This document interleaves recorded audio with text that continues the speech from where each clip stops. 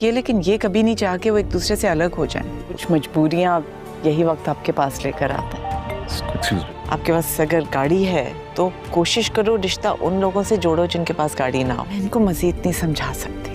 मुझे हमेशा लगता था कि सब मेरी मुट्ठी में है। बुरहान और उसकी बीवी के साथ मैंने सख्ती जरूर की। जब बहुत अच्छे लगे, मुझे पसंद आए, किसी भी किस्म का ऐब नहीं है उन्हें। लेकिन अब पता चला है कि मुट्ठी में सिर्फ रेत थी। उस्मान भी मोहब्बत का दावेदार बना हुआ है।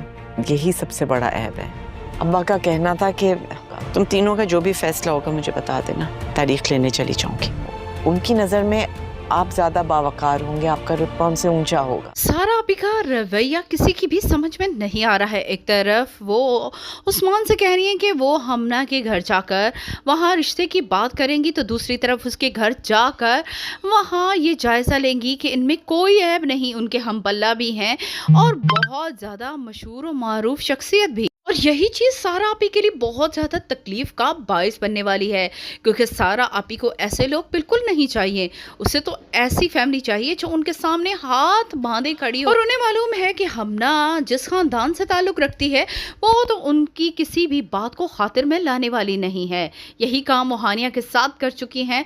बुरहान और उसे प्रेशराइज कर चुकी हैं। इस बार हानिया तो अपने माँ बाप को मना चुकी है, लेकिन हमना के बारे में वो अच्छे से जानती हैं कि एक दफ़ा उसकी और उस्मान की शादी हो गई तो वो उस पर अपना कब्ज़ा नहीं रख पाएंगी।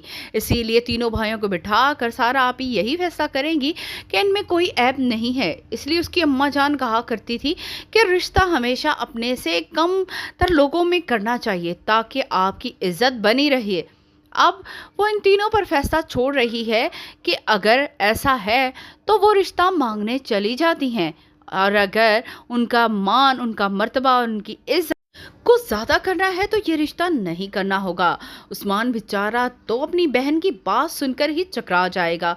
उसे उम्मीद नहीं थी कि सारा भी ये फैसला भी करेंगी।